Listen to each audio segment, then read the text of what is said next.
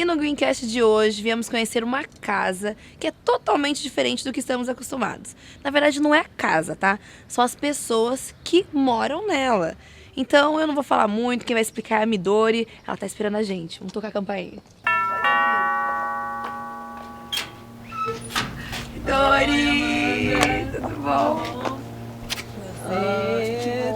Seja bem-vinda. Obrigada. Vamos lá.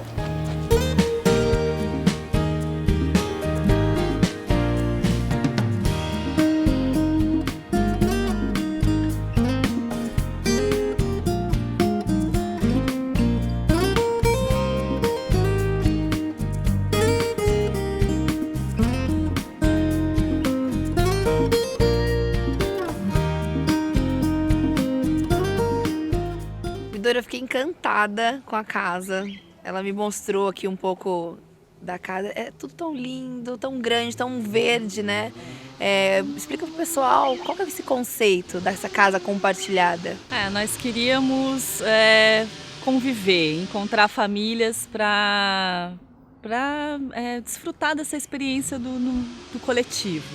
O que é uma convivência com famílias diferentes, com culturas diferentes, com visões de mundo diferentes, mas ao mesmo tempo que nos unia era essa vontade de experimentar algo novo, superar um pouco as questões do individualismo que essa sociedade prega tanto. Né? A gente se tornou muito ali, primeiro o indivíduo e depois o nosso próprio núcleo familiar. Né? Então, assim, aquela coisa do sonho americano, a minha casa, o meu carro, a minha família. E a gente queria superar um pouco essa questão. A nossa ideia é tentar fazer um sistema diferente. Isso faz quanto tempo já? Próximo de 4 meses. Né? O nosso papo desde o início era que a gente se aproximou, nós três, as 3 mulheres das 3 famílias, nós nos conhecemos nas escolas. São escolas alternativas. Uhum. A escola dos pequenos é uma escola baseada na pedagogia Waldorf, em que os pequenos até os 6 anos só brincam, não tem aulinha de nada. Já ouvi falar. E a escola dos maiores é o Pandavas, a Casa dos Pandavas, que é uma escola aberta, construída pelos pais e administrada pelos pais. Então é um espaço muito bonito, cedido pelo Lions. E eles estão construindo uma proposta pedagógica juntos. E foi nessas escolas que a gente se conheceu, e aí já partindo de um princípio, de uma escola diferente, partindo de uma ideia que nós queremos uma sociedade diferente para os nossos filhos. Né? É algo que vem realmente já de cada um, né? Fazer diferente. Já era uma busca individual das famílias. E aí nós 3 tínhamos situações de vida em que a gente queria superar. Eu saía de um divórcio, a Silvia estava num apartamento e querendo ir para uma casa maior, a Lu também nessa mesma situação, querendo espaço para as crianças dela, são 2 meninos. E aí a gente queria encontrar uma casa grande, uma casa que a gente pudesse viver, uma casa que a gente pudesse bancar. E que fosse no centro, que fosse perto das escolas. E essa região onde a gente está, no Esplanada, é uma região muito cara e uma região que está pouco habitada por causa da especulação, por Sim. causa de uma série de questões comerciais, né? E aí a gente procurou muitas casas aqui, as casas aqui têm um padrão de ser muita área construída e pouca área verde. E vocês buscavam pouco mais de área verde. A gente queria área verde, né? Não queria sobrado, sim. Queria uma casa que fosse acolhedora e que tivesse esse espaço para a gente plantar, para a gente ter árvore e espaço para as crianças, em primeiro lugar.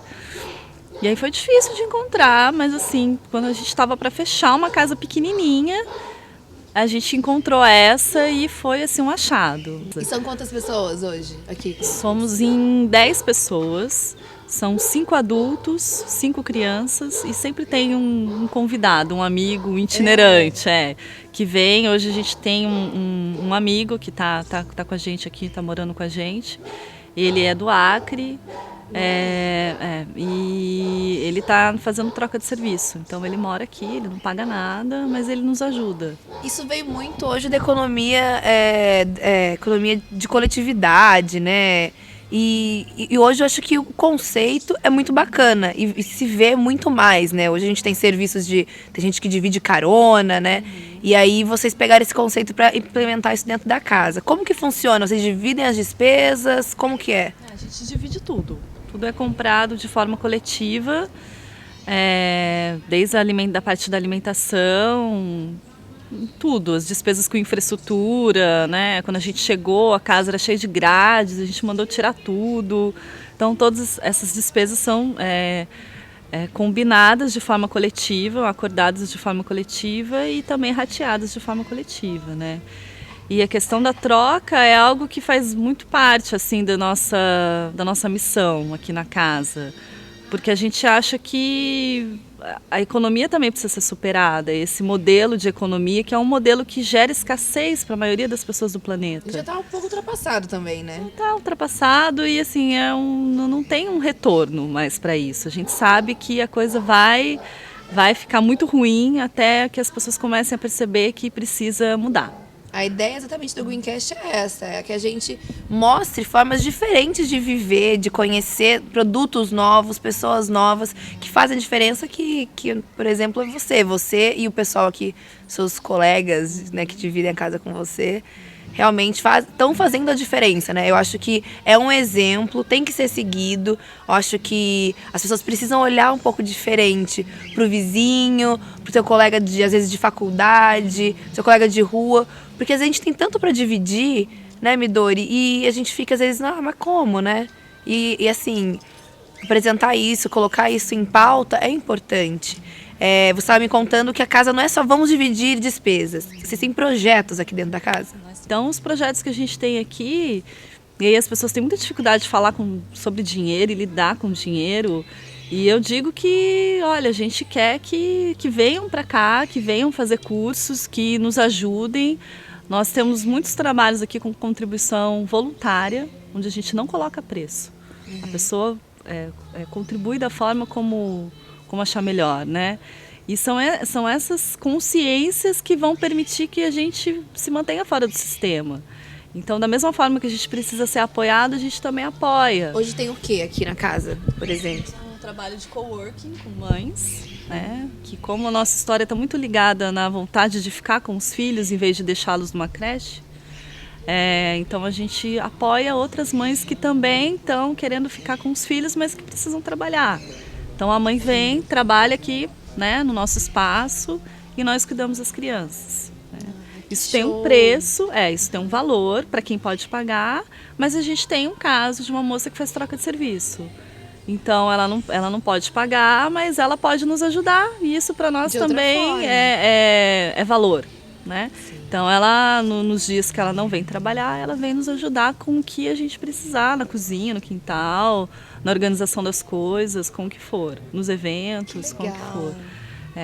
Nós temos o trabalho com a distribuição de alimentos orgânicos, um trabalho que eu fazia antes de vir para casa. E os produtos são produzidos aqui mesmo? Não, nós somos distribuidores. Tá. Né? Então, a princípio, a gente tem uma parceria com o pessoal da Orgânicos da Mantiqueira, que é de Gonçalves, mas a nossa ideia é justamente criar grupos de consumo para fomentar que as pessoas comecem a plantar.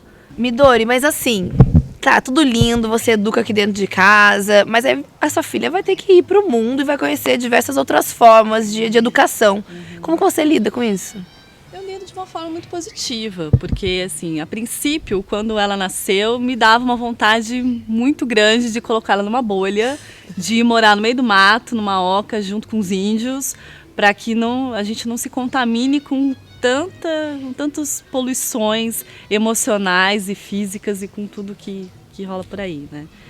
E aí, aos poucos, você vai percebendo que se você está aqui e se você está na sociedade é porque você tem missão nessa sociedade, né? Se nós que pensamos diferentes começarmos a não falar e a ficar quietinho, e não vou falar nada porque eu sou diferente, isso não vai causar transformação. Então, acho que a gente precisa encontrar esse equilíbrio de viver numa sociedade que é muito diferente do que a gente prega, do que a gente vive, mas de também não julgar, porque cada um no seu nível de evolução.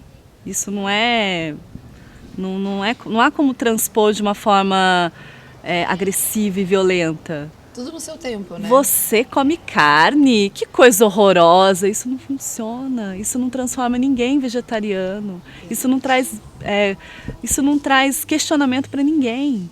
Mas se ele me vê num churrasco comendo uma berinjela, que tá uma delícia, e eu degusto isso com prazer, que todo mundo quer a minha berinjela sempre, isso transforma. É verdade. Eu quero que você me mostre como é um pouco do seu café da manhã. Sei lá, vamos tomar alguma coisa. Eu quero que você faça alguma coisa pra mim, pode ser?